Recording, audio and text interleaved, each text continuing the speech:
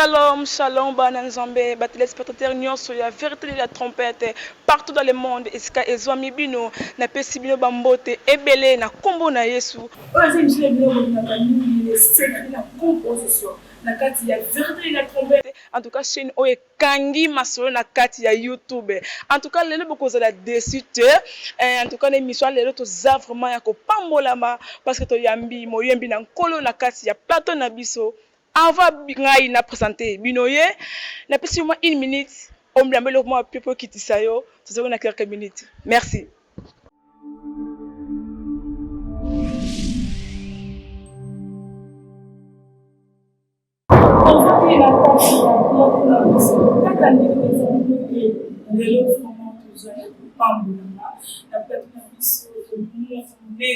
alobaka bien ayebaka bien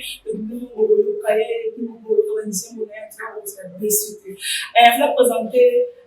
sorte d'éternel na pesi na mote ta ya kene ko zomer pa pio mi na ko accompagner biso en tout cas merci na yo na ta oyo zo bisika na biso na pesi mote éviter na biso sorte d'éternel c'est le bienvenu na tante na biso. Merci maman et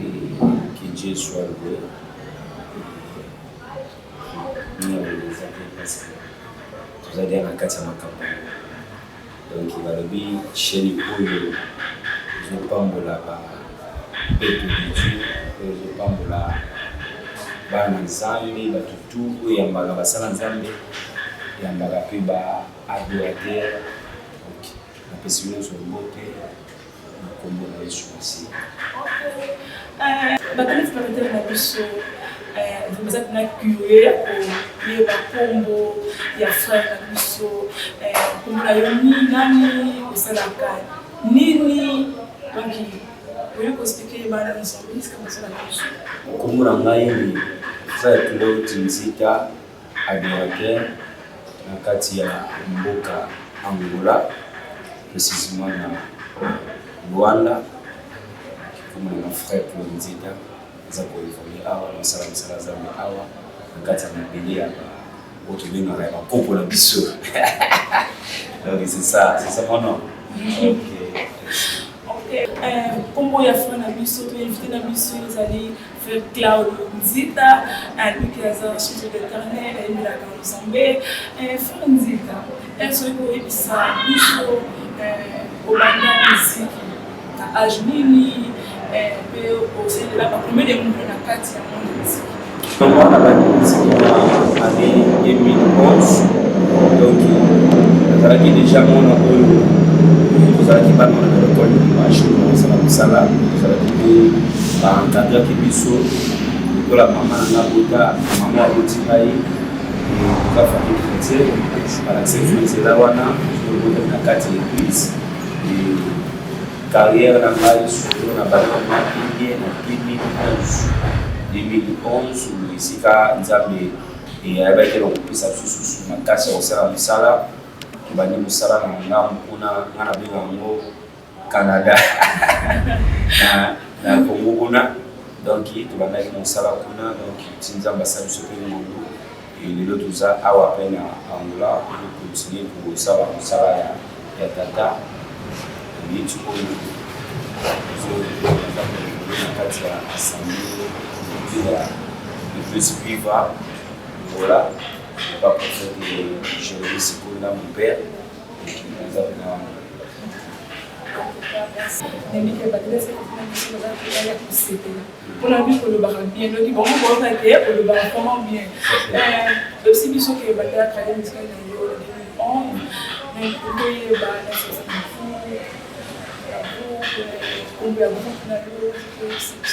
On a un groupe qui a un groupe accompagnement. Donc, on va accompagner live. Nazawana, Nazana Bikini, donc Nazana Bikini, donc Tina Micho, nous avons et tout travail. On a un groupe où nous travaillons dans le quartier Mboka. Donc, il y a un souci à YouTube, il y a un Congo, il y a un souci à pour la semaine où nous avons une salle pour nous avons une émission de mission pour 2021. Donc, pour un mail à donner, ça n'est pas bon. Et la limite, nous avons sur la mission, ça n'est pas ça. Et là, je pour la livraison, un couple, normalement, et comme Rango, ils ont combattu. Et ils ont combattu. Ils ont combattu, ils ont un groupe de frères. Donc, Congo, une de ces pays, il y a un couple d'autres, il y a des lycées qui sont au Congo. Donc, à ce qu'on a fait, donc, ils ont combattu.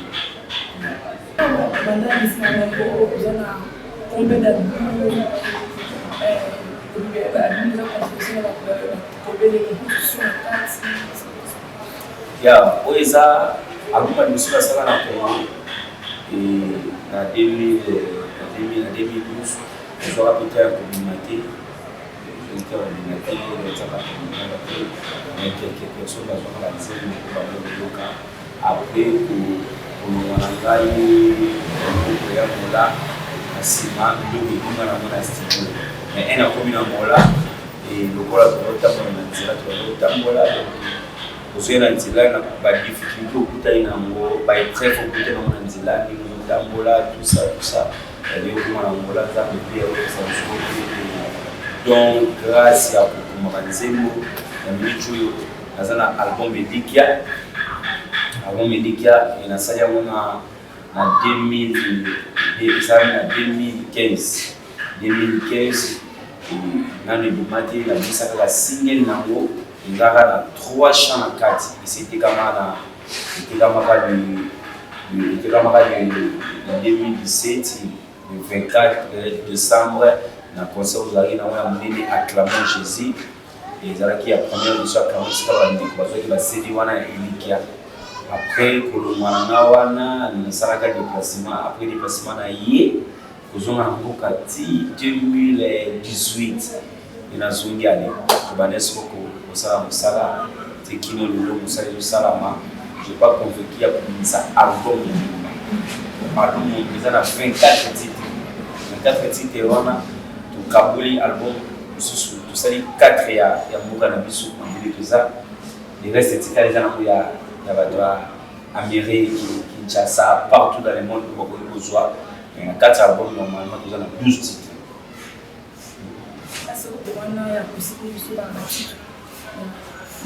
Ok, tuzana Ilikia, tuzana Uzali Nzambe, tuzana Musantu, tuzana Ilombe, tuzana ya Mukulisha, tuzana ba Uzali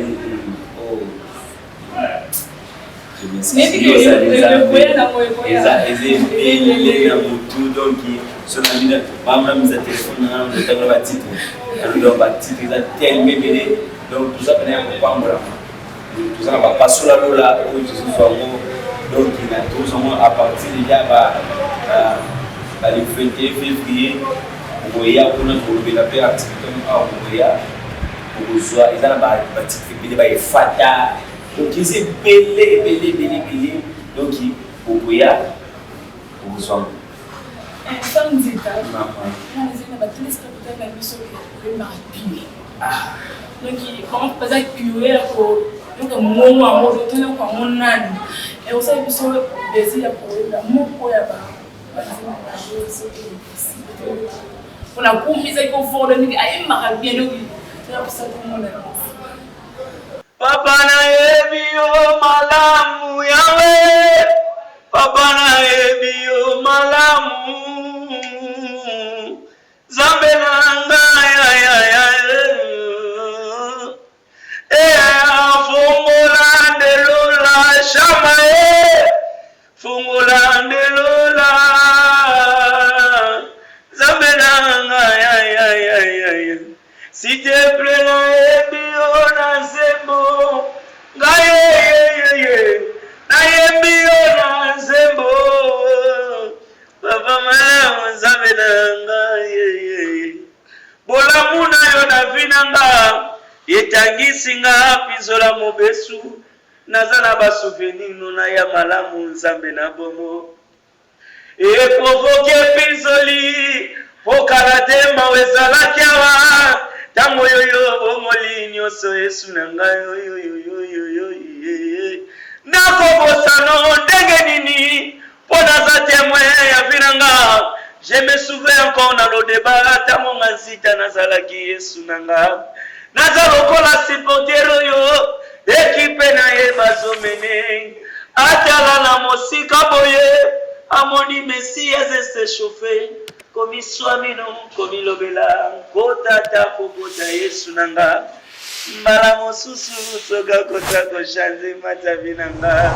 mbala mosusu soka kota koshanze matali bota na nga tango namoni azese chauffe esengwe toni motema zembwe batamake komo mibimele yoyoyoyo zoka nazalaka motesengo ngazita na yebaki te esenga kizala Mesia binanga. Waouh! En tout cas, Frère Nzita oyembaka bien. Ah, merci maman. Nebiki ba téléspectateurs na biso donc iska bazali ba sauter les émotions donc waouh donc on maïti biso vraiment. Ya solo penza ozali pamboli na plateau na biso penza. Frère Nzita, est-ce que vous pouvez biso secret ya mongongo na yo? Olera pilipili te, omilaka mais piote donc tema mongongo eza bien makasi donc c'est biso secret. Oyo salelaka mpona kogarder vraiment ozali voix na yo. Bon, so na bina lia pipi te lokuta donc yafa kuna ya na bili bidon mbaya maya pio donc secret za kaka secret ya kweza ka pungi ngai ya biti nalala mingi nakola la 2h mais yola muka ti 14h adobi nalali 2h na mwi 14h adobi donc pour la sécurité ya voix on a rebattre la compte de vocal na ngai en plus naza pe na ba biloko mosusu na yaki neti nini donc ndeti bapondu ndeti nalinga pondu mingi mais sola meni nga pondu peza mafuta mingi te pona madesu pe madesu naliaka te pona madesu pe naliaka ya bongo mais ilo nalinga mingi matembele na sala me batanga mwa kuli mukia donc ya okalinga quoi kuli mukia tuna na mini ya soupe bili parce que ba soupe wana yangona etaka biso voix en plus voix na ni molengela mo parce que yangoza eza cherche na donc vina nga yangoyo on prend yangoza ka emona ke pas docteur na kapisa mo médicament mo na milipo na calme ça la secret ebele pongi foki mama mbangu mo pompage la mwina tongo kitina mbetu moi on a soufflé donc on a gardé bien c'est ça ozalaki moko ba secret ya Frère Nzita ya voix na ye le ndipo mo ndinga zo ma bien boye donc yango eza secret ya oya ebisi biso nzimbo osko koyemba titre yango eza ozali nzambe mpona nini kaka ozali nzambe parce que oyotala nzembo yango eza na balamentation ebele donc nzembo yango ekotaki ko na pasi donc ekini baproblème to ndeni bon titre yango eza ozali nzambe pourquoi tolobi ozali nzambe signification quoi donc aza nzambe oyo abongi na nyonso oza nzambe na ngai donc soki nazobenge nzambe parce que eza na makambo asala na vie na ngai eza na motu takoki kosala soki nake epai ya papa so mpe nasengi ye nake pa mama moso nasengi mama na nga moko aoba ye ngai mais so nake senga epai ya ye moko akotikala jamais kolembanga kwa chaque été toyaka na présence ya nzambe toyaka na badossier baka eza tellement ebele pourquoi yango lobi lamentation nzembo oyo nazoya Angola nakoma na on appelle ça quoi réaloge nakoma Angola ya kaunga nakoma Angola na tambola te nakoma Angola na tambola te maladi bandanga ninga vandi nazolela nazoyimba uzali nzambe kumbama yawe kumbama après ne bozali nzambe kumbama mbala moko na ya elamba moko papa simbola loboko papa simbola donc ezoya banzimbo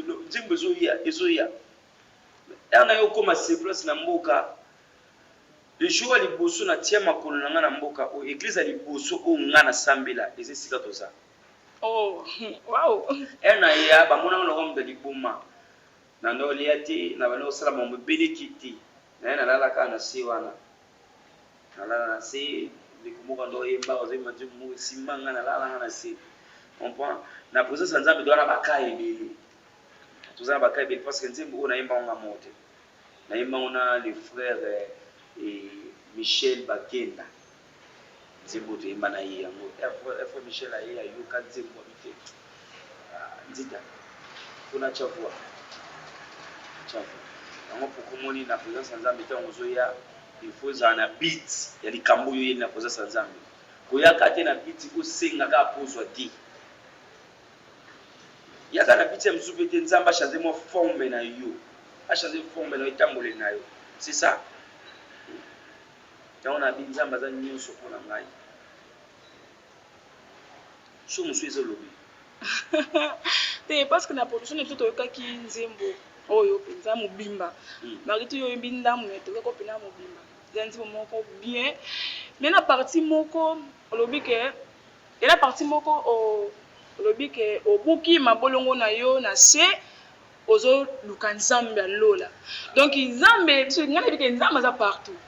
donc yo ndeni nga o préférer donc ina ko kama polongo na luka nzambe waza na lola donc nzambe donc ana mukila za na ete donc afuna kana lola to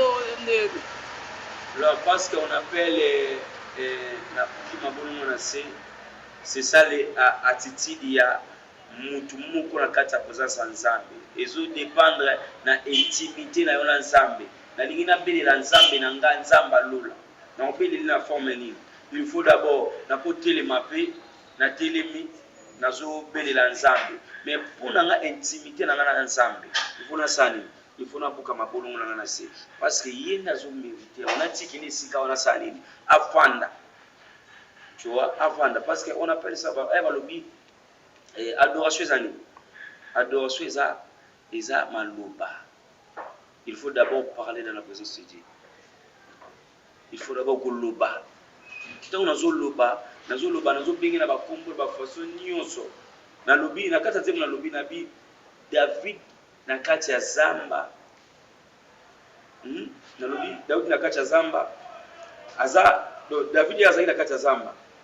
oni boto andimaki te akozala mokonzi quelque part na royauté moko boya kamba mais aza mutu moko atanga ta classe te mutu mususu na vie loba inga ta classe te ndeni na bonga te ato tangi classe te nzamba réserver mo place moko boza ministre mo quelque part mais utangi na wote David akamba atanga te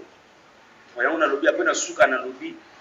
na buki mabulu mona na sena zo belela mo centre Israël. Bon. Donc devant David de liboso ya Goliath na David. Bon. Ngana loba na batu na baka défi ya nani?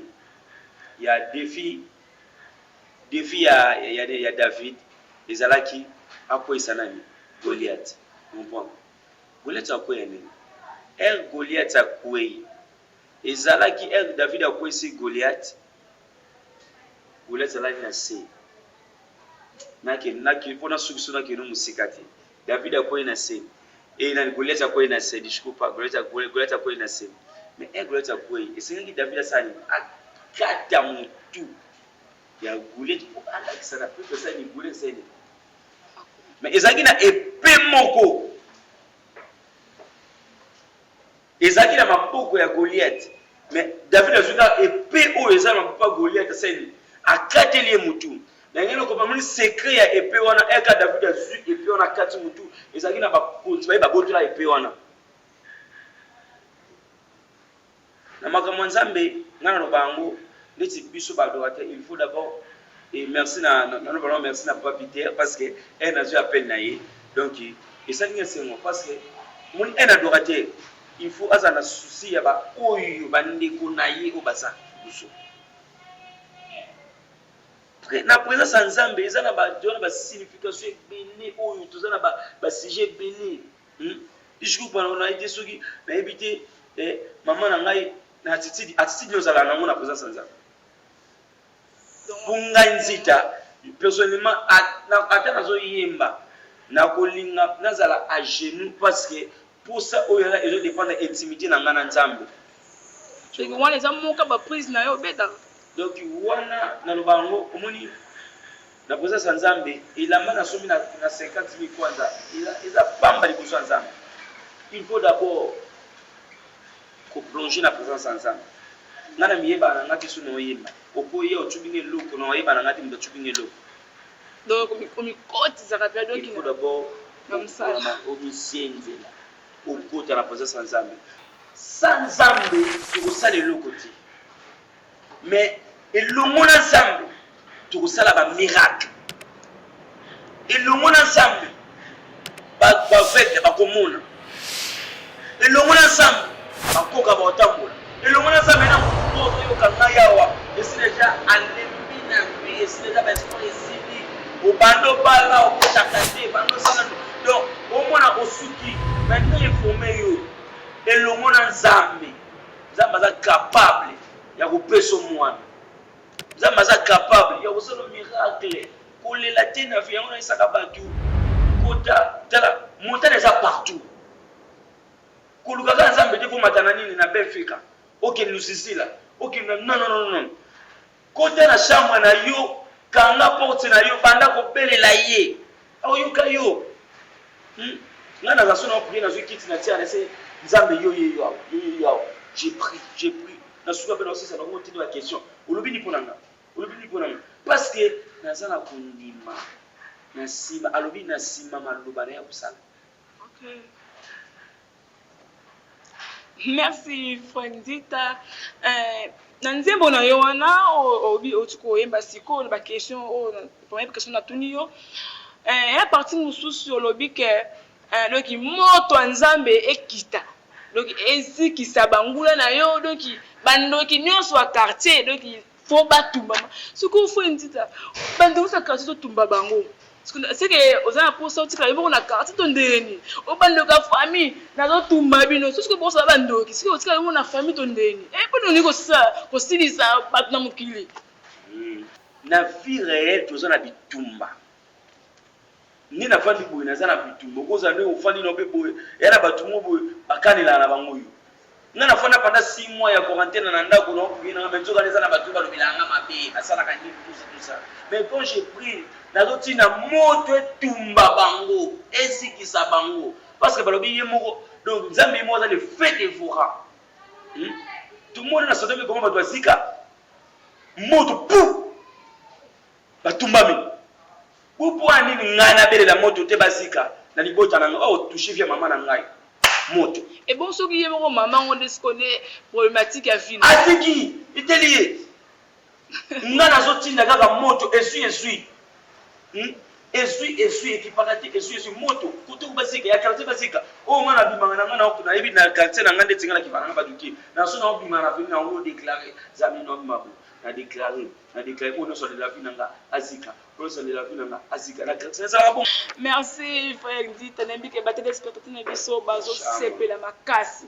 donc esika bazo sauter na bakiti donc o na mbete komelie donc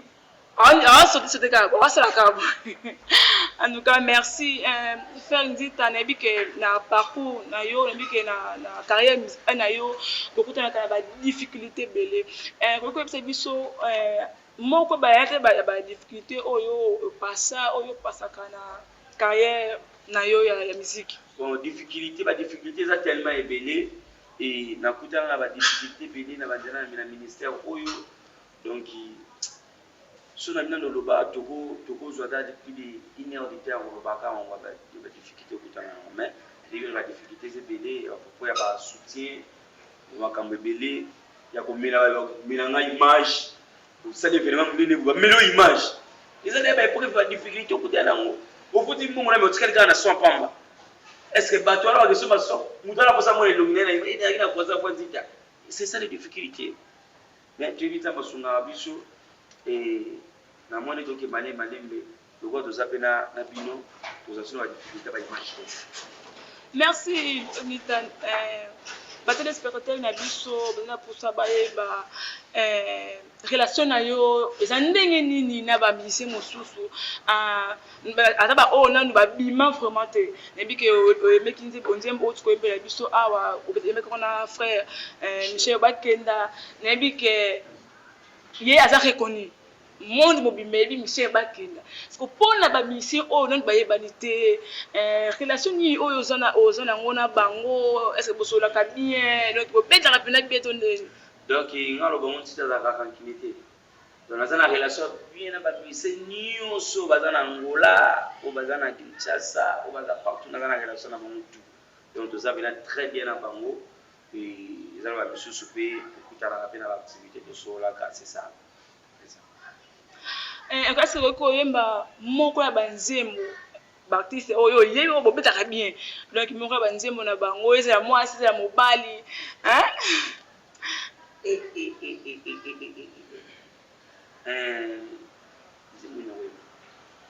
on est maintenant fait gloti comme kopambola bana attitude na yo kosala bikamwa nde bizaleli na yo kolongola soni nde posa na yo yango kozela te sala sikoyo kozela te sala sikoyo nazobondela yo yayanga kozela te sala sikoyo wazi mafua glodi kum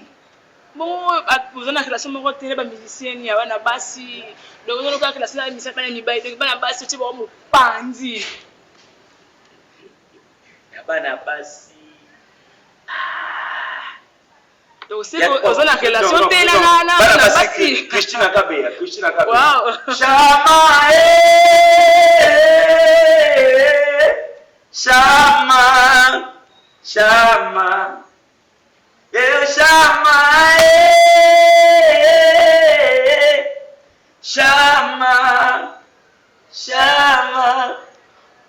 on est Christina Kabea. Ok, merci.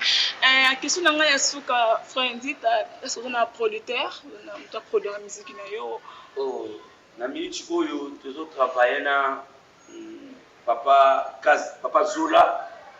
Kaza Zola aza pe reconnu na mboka Luanda yende mutu azo soutenir musala oyo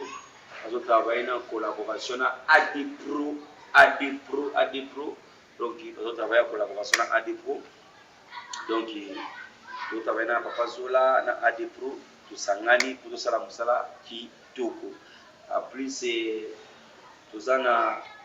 événement moko koleka le 21 février donc les événements on a chez la mingi tema donc les célébration Efata donc Efata signifie ouvre-toi nous se fungwama na 2021 nous se fungwama ouais carrément qui fungwama donc les le 21 février les na direction de ça tout droit na puka na parage so komi na puka wana eza na super makaka mwe fonga miana ya Rio na face nango tukuzala wana tozala baimba minene o bino boyebi ba éviter bokomona bango bitozala pe na plateau na bino bokoya wana bokosala musala et c'est ça. Ok, merci frère Nzita. En tout cas, tu as commis vraiment na suka ya émission na biso na posa opesa bambote bamando ba suka na bafani na yo na bato o bakolanda yo na bato balinga ka mingi obele ba suka pona to ya na pesi merci na bana nzambe nyonso balandi biso partout dans le monde et ba bazana ba na France, Canada, Belgique, Congo Kinshasa et na Brazzaville partout Gabon apa molabino et na autre sala ba fondoli na ngai soko lingo za frère Nzita beti na page na ngai adorateur Claude Nzita donc okozwa ngai oyina Instagram na ngai eza Claude Nzita okozwa ngai na Facebook na ngai na Facebook adorateur Nzita Claude Nzita soko beti et WhatsApp na ngai eza +244 et 936 39 68 et 78 plus 244 936 39 et 68 78. On a WhatsApp na ngai ba koloni choza wana c'est YouTube pour ozwanga na YouTube ozwa banzembo na ngai et obeti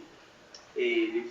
frères Claude obeti frère Claude Nzita officiel ozwa ngai so nous nzembo ona yebi ya frère Michel Bakenda obeti et featuring les frères Claude Nzita et frère Michel Bakenda okozwa ngai na pesi mbote na ba ndeko nyonso balandi ngai et premièrement na famille Munzela les États-Unis mon petit frère Claude Munzela et maman